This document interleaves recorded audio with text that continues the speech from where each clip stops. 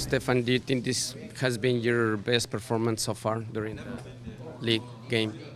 This year? This game. Um, I mean, kind of a weird game. 90 minutes, I think zero saves, and take 3 balls out of the back of the net. Kind of sucks.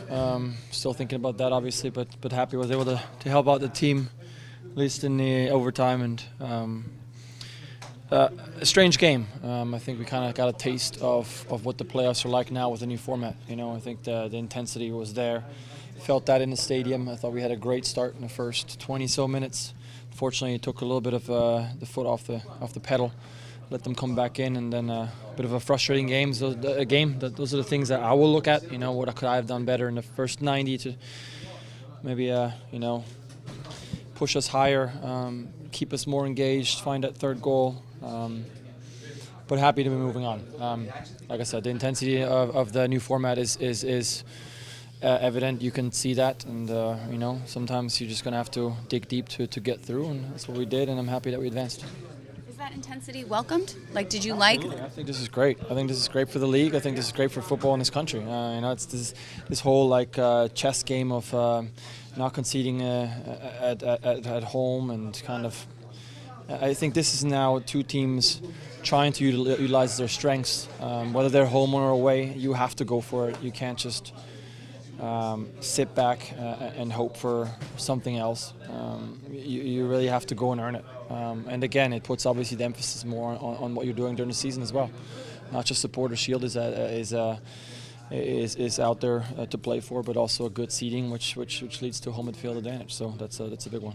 What impressed you most about what your team did today, coming away with the win? Oh, we scored a bunch of goals. It's always good when you can find the back of the net. I want to see our offensive-minded players feel confident in the playoffs. You know, you don't want them to be on a drought.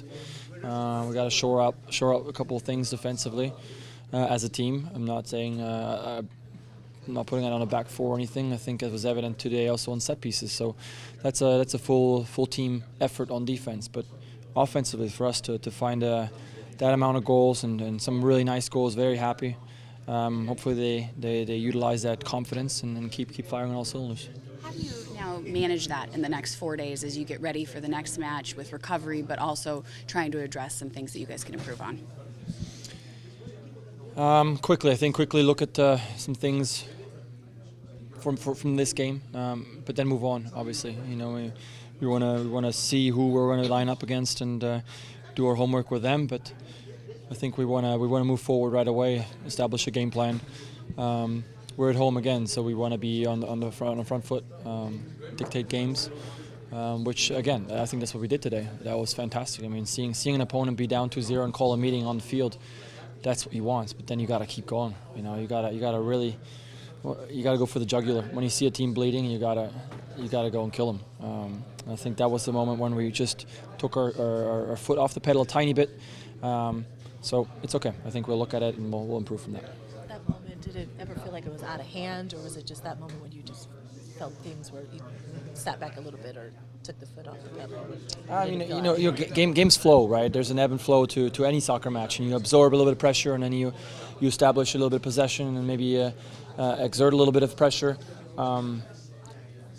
But there's timing involved in those things as well, and then when you realize that maybe you're up 2-0, and yes, it's not a bad thing to maybe sit back a little bit and absorb. But when you realize that the advantage is shifting onto their side at 2-0 at that early point in the game, that's when we have to push again against. You can't just then sit back and say, we'll just absorb, it's fine, because it's a way back in for the opponent, right? So you always have to that ebb and flow. I think that's the beauty of this game, actually. You can sit there and say press 90 minutes. It's not going to happen. There's no team that presses 90 minutes. You simply can't do that. So it's picking your spots and being smart, and then maybe realizing, even when you're absolutely tired, this is the moment not to take a break, but this is the moment where we need to get out of pressure, release pressure, find possession, find a free kick deep in their half, slow things down, game management, if you will. When you guys did go into the extra play, the 2:15 minutes, that's when you really had your good saves. What happened? I mean, were you just able to just kind of erase everything and really zone in and focus, or what really sharpened up for yourself?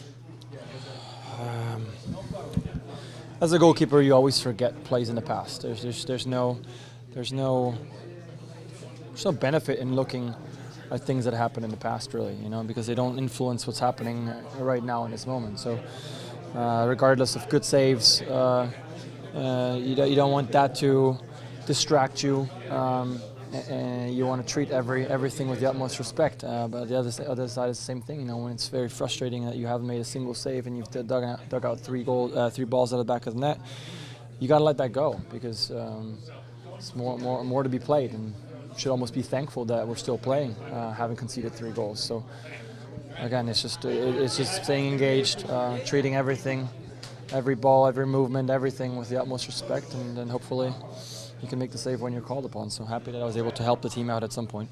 Your thoughts on Jordan Morris's playoff hat trick here today? Yeah, great. Happy for him. Like I said, the fact that our offensive-minded players are finding confidence and finding the back of the net is great timing for us.